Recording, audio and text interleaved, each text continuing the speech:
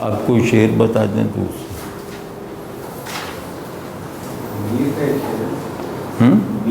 جی مواج آپ سارے ولیکن اڑے ہیں خاک، مواج آپ سارے ولیکن اڑے ہیں خاک، اے میر بہر بے تہے ہستی سراب سا۔ کیا جو ہم ابھی وہ کازمولوجیکل اس میں بات کر رہے تھے نا، کازمولوجیکل آرڈر آف بینگ، تو اس سے یہ شعر اس سے مناسبت رکھتا ہے اور اس کے بارے میں ایک گہری معرفت، ایک فلسفیانہ معرفت فراہم کرتا ہے کہ کازمولوجیکل آرڈر اپنے ایجاب کے ساتھ ہی اپنی نفی کو واجب کر دیتا ہے۔ وجود کے خارجی مظاہر لازم ہے کہ مانے جائیں اور ضروری ہے کہ ان کا انکار کر دیا جائے۔ اس کے بغیر علم الوجود نہیں پیدا ہوتا۔ علم الوجود یہ ہے کہ مظاہر کا اثبات کرو ان کی نفی کو نتیجے کے طور پر استعمال کر کے، یعنی کہ فارم کو اپنی حقیقت کے ساتھ آرگینیکلی مربوط ہونے کے لیے اپنی نفی کی ضرورت ہے، اپنے مستقل ایجاب کی حاجت نہیں ہے۔ ایجاب فارم کا عارضی ہے، نفی مستقل ہے۔ یہ فلسفیانہ معنی میں کہہ رہے ہیں، یہ صوفیانہ بات نہیں ہے، کیونکہ فارم کی نفی کے بغیر اس کا اپنی ہی حقیقت کے ساتھ تعلق، چاہے وہ فی الذہن ہو چاہے فی الوجود ہو، وہ پیدا نہیں ہو پاتا۔ اس کو میں اصطلاح میں کہہ رہا تھا کہ عقل فارم میں ٹرانسینڈنس کا عنصر داخل کرتی ہے، یعنی نفی کا عنصر۔ ٹرانسینڈنس فارم کی نفی ہے، جو فارم کا رسمی انکار نہیں ہے، فارم کا حسی انکار نہیں ہے، عقلی انکار ہے۔ ٹھیک ہے نا؟ تو یہ بہت، آپ دیکھیں نا پورا شعر اسی تھیم پر ہے۔ تو اب اس کو دیکھیں کہ پہلے یہ دیکھیں کہ یہ کتنے بڑے شاعر کا شعر ہے۔ بڑے شاعر کا پہلا معیار لفظ کے پر قدرت ہے۔ تو مواج آب سا ہے، وہ تو محب صاحب کا شعر یاد آ گیا، یہ تو محب صاحب کے شعر کا جد امجد ہے کہ روانی تو تھی اس میں پانی نہیں تھا، ہوا غرق میں جس کو دریا سمجھ کر۔ لیکن یہ تو پورا ایک قصر عالی شان ہے، وہ اس قصر کی اینیکسی ہے جیسے۔ تو وہ کیا روانی تو تھی اس میں پانی نہیں تھا، تو اس کو ایک آدھے ٹکڑے میں انہوں نے بتا دیا کہ مواج آب سا ہے۔ سا میں آ گیا کہ یہ آب نہیں ہے، یعنی کہ سا حرف تشبیہ ہے نا، حرف تشبیہ میں مشبہ کی نفی کا سامان کر دینا، اس سے بڑی قدرت کلام کا تصور بھی کیا جا سکتا ہے۔ یعنی دو چیزوں میں علاقۂ تشبیہ، دونوں کے انڈیپینڈنٹ اثبات اور عقلی اتحاد تک پہنچاتا ہے۔ یہ تشبیہ کا قاعدہ ہے نا، انہوں نے اس پورے قاعدے اور قانون کو تہس نہس کر دیا اور اس کے معمولی پن کو آشکار کر دیا۔ تو یہاں حرف تشبیہ استعمال کر کے انہوں نے مشبہ کو غارت کر کے رکھ دیا، یعنی بالکل معدوم کرنے کی۔ تشبیہ ہوتی ہے مشبہ کے موجود ہونے کی جسٹیفیکیشن۔ مشبہ بہی سے کمتر ہوتا ہے نا، جس سے تشبیہ دی جائے، تو جس کو تشبیہ دی جائے اس سے گویا ایک جسٹیفیکیشن فراہم کی جاتی ہے ہونے کی۔ تو انہوں نے پورے قاعدے کو الٹ دیا. انہوں نے کہا کہ یہ آب سا ہے لیکن آب ہرگز نہیں ہے. اور پھر آب کی جو سب سے مطلب بلند فعلیت ہے اس کا مواج ہونا. مواجی کا مطلب یہ ہے کہ وہ اندر سے کامل ہے، باہر مؤثر ہے. دریا مواج نہیں ہے تو ناقص دریا ہے نا. تو دریا کے مواج ہونے کا مطلب یہ ہے کہ اس کا پیشن فار بینگ کامل ہے اور اس کا ایفیکٹ آف بینگ اس کے کناروں پر مؤثر ہے. کمال ہے. مطلب یہاں گویا آب حقیقت کے معنی میں ہے کہ وہ جذبہ وجود جو موجودات کی نفی کا تقاضا کرتا ہے. تو یہ مواج آب یعنی کہ یہ پوری حقیقت کی اٹھان رکھتا ہے. دیکھنے میں یہ حقیقت کی اٹھان رکھنے والی صورت غور کرنے میں باطل اور بے اصل اور بے معنی نکلتی ہے. ولیکن اڑے ہے خواب. یہ ولیکن جو ہے وہ شفٹ ہے. ولیکن بھی اتنا بامانی کو استعمال کر کے دکھائے کہ آب سا ہو ہے لیکن خاک اڑ رہی ہے. اب یہ کہ مطلب عجیب و غریب ہے کہ لیکن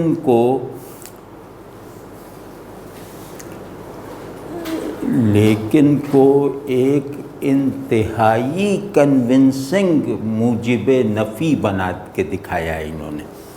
اور اڑے ہے خاک کہ ایک آنکھ سے دیکھو صورت کو دیکھنے، دو آنکھیں ہمیں دی گئی ہیں، ایک آنکھ سے صورت کو دیکھو، دوسری سے حقیقت کو دیکھو. تو دوسری آنکھ بتاتی ہے کہ صورت کی نفی کے بغیر حقیقت کو نہیں دیکھا جا سکتا. پہلی آنکھ یہ التباس پیدا کرتی کہ نہیں یہ حقیقی ہے.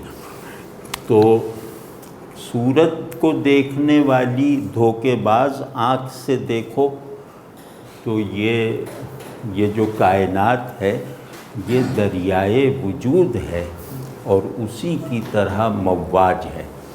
یعنی اس میں وجود کا آئیڈیا پوری طرح عمل میں مشغول دکھائی دیتا ہے.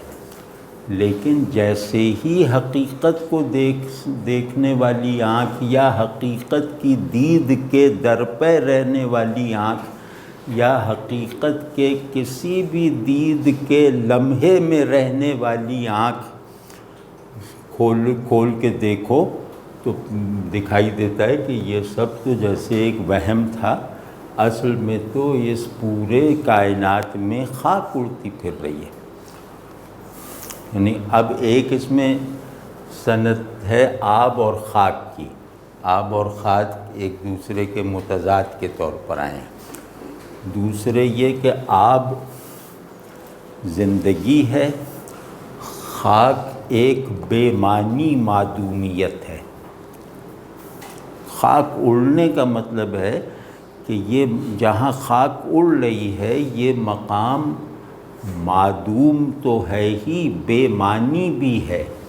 یعنی معدومیت کی سب سے گھٹیا قسم ہوتی ہے اس کا مہمل ہونا، ورنہ معنی کی تشکیل میں عدم کا آئیڈیا اتنا ہی حصہ لیتا ہے جتنا وجود کا تصور. ٹھیک ہے نا؟ کہہ رہے ہیں کہ یہ اس کی معدومیت بھی گھٹیا درجے کی ہے، اس سے کوئی معنی بھی اخذ نہیں ہوتے، مہمل معدومیت ہے. ٹھیک ہے. تو ہے میر بحر بے تہ ہستی سراب سا. سبحان اللہ. یہ بحر بے تہ کو سمجھیں اور سراب کو سمجھیں کہ سراب کہتے ہیں اس فارم کو جو آنکھ اور ذہن کو اپنی طرف پوری کشش کرتی ہے، لیکن غیر حقیقی ہی نہیں، غیر واقعی بھی ہے۔ یعنی وہ غیر حقیقی تو ہے ہی، وہ واقعے میں بھی موجود نہیں ہے، یعنی وجود کی ایک پست واقعاتی سطح پر بھی حاضر نہیں ہے۔ ٹھیک ہے نا؟ تو اس کو ذرا سا کھولتا ہوں میں۔ سراب اور خاک میں ایک مناسبت بعید ہے، خاک اور آب میں ایک مناسبت قریبی تھی نا، لیکن لفظوں کو طرح طرح کی نسبتوں سے جوڑے رکھنا یہ قدرت کلام کا بہت ہی مستند ثبوت ہوتا ہے۔ تو خاک اور سراب میں ایک وہ ہے نسبت بعید، یعنی غور کر کے دریافت ہوتی ہے، اور وہ یہ ہے کہ سراب صحرا میں ہوتا ہے۔ یعنی سراب کا کوئی ویو جو ہے نا وہ اڑتی ہوئی گرد سے خالی نہیں ہوتا۔ اگر صحرا میں کبھی سراب دیکھنے کا ایکسپیرینس ہو نا تو ایسا لگتا ہے کہ ایک غبار آلود جھماکا، یہ ہے سراب۔ اس کا منظر ہمیشہ غبار آلود ہوتا ہے۔ جنہوں نے بھی سراب دیکھا ہے واقعتاً ان سے پوچھ لیجئے کہ سراب کا منظر ایک غبار آلود منظر ہوتا ہے۔ تو یہ مناسبت بعید ہے۔ اور خاک میں جس طرح کوئی ایسنس، کوئی سبسٹنس، کوئی میننگ نہیں ہے، اسی طرح سراب میں بھی کچھ نہیں ہے۔ ٹھیک ہے نا؟ تو سراب اس فارم کو کہتے ہیں جو فارم ہونے کی شرط بھی پوری نہیں کرتی۔ ریئل ہونا تو دور کی بات ہے، وہ فارم ہونے کی شرط بھی پوری نہیں کرتا۔ ٹھیک ہے؟ تو اب یہ پورے کائنات ہستی پر یہ حکم لگا رہے ہیں، یعنی مظاہر وجود پر یہ حکم لگا رہے ہیں کہ یہ عالم مظاہر یہ بے اصل ہے۔ ہمیں ان سے مظاہر کا مجموعہ کہنا بھی غلط ہے، کیونکہ یہ کسی چیز، یہ بے اصلی کے مظاہر ہیں، کسی اصل کے مظاہر نہیں ہیں۔ یہ اس شعر میں کہا جا رہا ہے۔ تو اب اس میں جو کمال ہے یہ بحر بے تہ اور سراب میں ایک مناسبت ہے۔ بحر بے تہ دو معنی میں ہے۔ بے تہ کا مثبت معنی یہ ہے کہ ناقابل پیمائش گہرائی رکھنے والا سمندر، جیسے جس کا کہتے ہیں نا اتھاہ بے تہ، تو ناقابل پیمائش گہرائی رکھنے والا سمندر۔ تو یہ بھی یہاں کا استعمال صرف ہوا ہے، یہ مفہوم بھی۔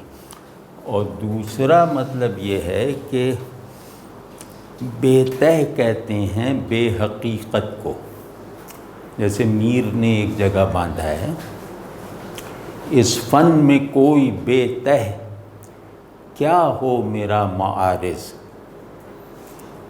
اس فن میں یعنی فن شعر میں کوئی بے تہ کیا ہو میرا معارض، یعنی مجھ سے مقابلہ کرنے والا۔ اول تو میں سند ہوں، پھر یہ میری زباں ہے۔ تو بے تہ کا مطلب ہے جاہل، بے حقیقت آدمی۔ تو اب یہ سمندر جو ہے بے تہ اس معنی میں بھی ہے کہ اس کا کوئی انت نہیں ہے، اس کی گہرائی، بھئی جو گہرائی کا التباس بھی ناقابل پیمائش ہوتا ہے نا، تو یہ گہرائی کا التباس ہے جس کی پیمائش کی نہیں جا سکتی، تو لوگ اس کو کوئی بہت بڑا سمندر سمجھ لیتے ہیں۔ یہ معنی بھی اس میں داخل ہے۔ اور دوسرے یہ کہ یہ بے تہ بے حقیقت سمندر، یوں کہہ لیں کہ بے آب سمندر، تو بے اصل نظام ہستی جو یہ کائنات ہے، اس کا پورا پرسیپشن، صحیح پرسیپشن سراب کا ہے۔ یہ اپنے وجود میں التباسی دریا ہے اور اس کی صحیح پرسیپشن بھی وہی ہے کہ یہ سراب ہے، سراب سا۔ اب سا یہاں سا نے بھی ایک لچک دی ہے کہ یہ سراب ہے اور یہ سراب سا ہے، مطلب یہ کہ یہ سراب ہونے کی حیثیت سے بھی ناقص ہے، مطلب اتنا بے حقیقت ہے کہ غیر حقیقی ہونے کے پہلو سے بھی ادھورا ہے، اس کا غیر حقیقی پن بھی پورا نہیں ہے۔ تو اس کو کیا کہتے ہیں کہ دنیا جہل مرکب کا موضوع ہے۔ جہل مرکب کہتے ہیں جو علم کی حیثیت سے تو نہ ہو، جہل کے پہلو سے بھی وہ نامکمل ہو، کیونکہ جہل مرکب میں علم کی آمیزش ضرور ہوتی ہے، اور اس علم کی آمیزش جو واہمہ ہے، تو اس آمیزش نے اس کو نقصان یہ پہنچایا کہ اس کی جہالت بھی ناقص رہ گئی۔ تو کمال ہے۔ تو یہ اب شعر پورا مطلب مضمون کھل ہی گیا ہوگا انشاءاللہ۔ جو شاعری کا ذوق اور فہم نہیں رکھتا نا، اس کی عقل بہت بھیانک حد تک ناقص رہ جاتی ہے۔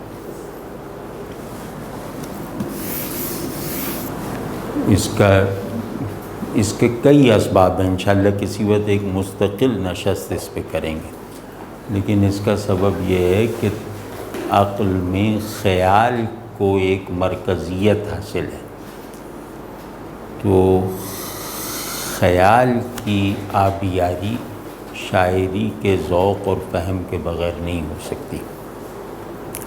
تو ایک خیال سے محروم تعقل یہ انسانی تعقل نہیں ہے، یہ مشینوں کا صحیح آرٹیفیشل انٹیلیجنس ہو سکتی ہے، ہیومن انٹیلیجنس نہیں۔ یعنی کہ اپنے مانے ہوئے کو زینت اور تہداری دینا یہ خیال کا کام ہے، اپنے جانے ہوئے کو تفصیل اور رنگا رنگی فراہم کرنا یہ خیال کا وظیفہ ہے، اور اس کے بغیر عقل جو ہے وہ پتھر کی ہو جاتی ہے، پتھرا جاتی ہے۔ تو عقل کو اگر پتھرانے سے روکنا ہو تو شاعری وغیرہ کا ذوق بھی ہونا چاہیے اور فہم بھی ہونا چاہیے۔ شاعری نتیجے میں دو کوڑی کی ہے، پروسیس میں یہ گنجینہ ہے۔